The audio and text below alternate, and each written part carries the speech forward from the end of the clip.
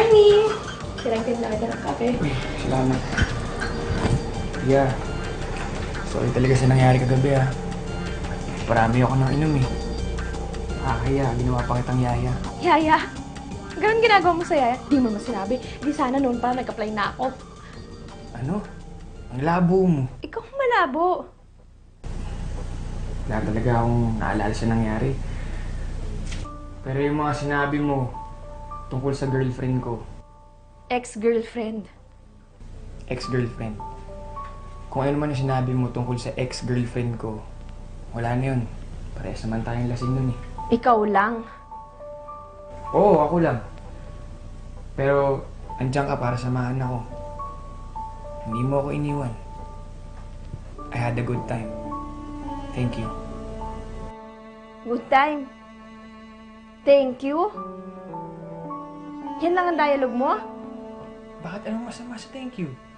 Na nababad trip ako, sinamahan mo ako, hindi mo ako iniwan. I'd be happy to serve.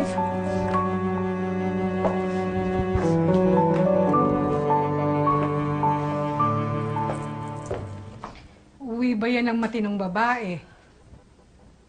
Ano? Hindi ka man lang nakaisip na mag-text sa akin na uumagahin ka. Abay, nag-aalala ako ah. Saan ka ba galing? Please, wag lang ngayon. Tinatanong ko lang naman saan ka nanggaling dahil nag-aalala ako. Lola, kina Rob, sinamahan ko, naglasing kasi niloko ni Fiona. Eh di, salamat na naman at sigurado ko napagaan mo yung loob niya.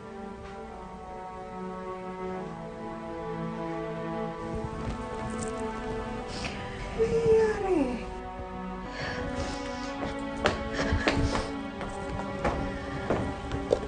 Ang weird talaga nitong batang to.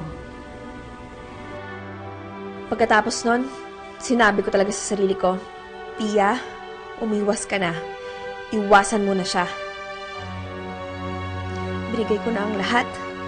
Ang nakuha ko lang, thank you. Sigurado akong malamig ang Pasko ko. Forever.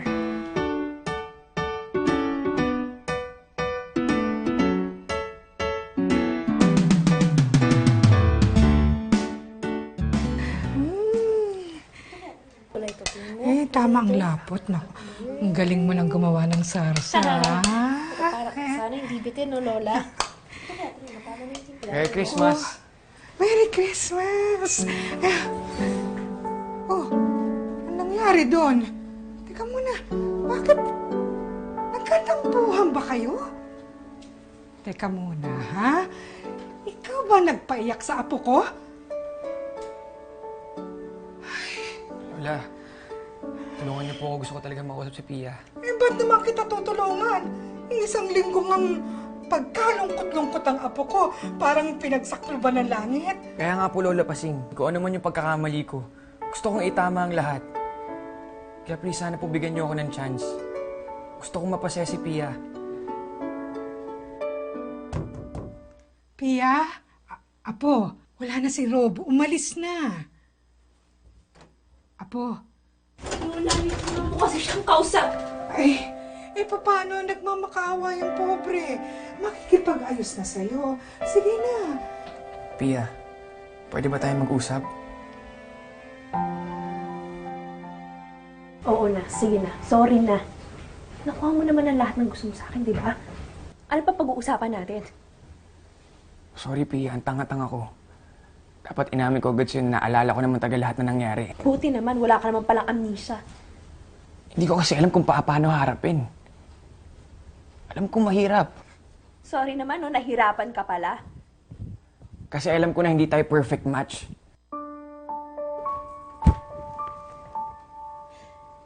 Paka-dense mo? Hindi mo pa rin ba nagigets? Ha? Sige, ganito ha. I-spell out ko sa'yo. At i-highlight mo dyan sa kokote mo. In love ako sa'yo. In love! Mahal kita! Ngayon kung tingin mo, feeling mo, hindi tayo perfect match, Sige, salamat!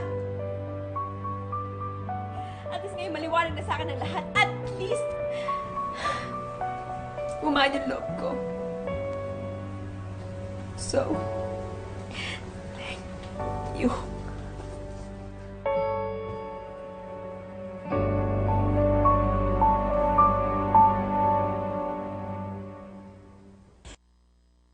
Pia, please.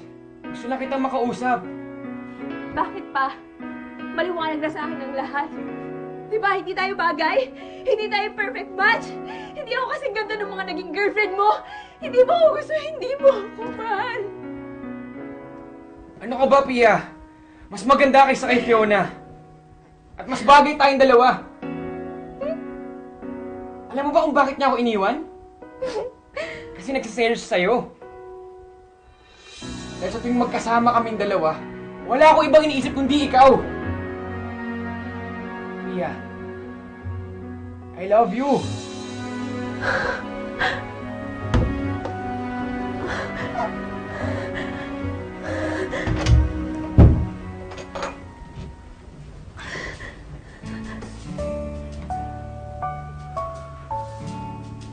Talaga? Sa tingin mo ba magdadrama ako ng ganito? Kung hindi ko nararamdaman ko, ano yung nararamdaman mo? Kaya sorry. Sorry na nasaktan kita. Hindi ko gusto mangyari yun. Ang gusto ko maging tayo. Gusto mong maging tayo? Iha, bingi ka ba? Sagutin mo na.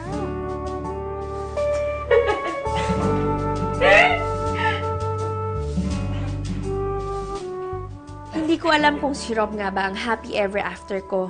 Sa sobrang drama na pinagdaanan namin, mahirap na umasa. Pero okay lang, isusugal ko ang puso ko. Kasi ang alam ko, masaya ako ngayon. Ganito pala ang feeling kapag mahal ka ng mahal mo. Parang Pasko araw-araw.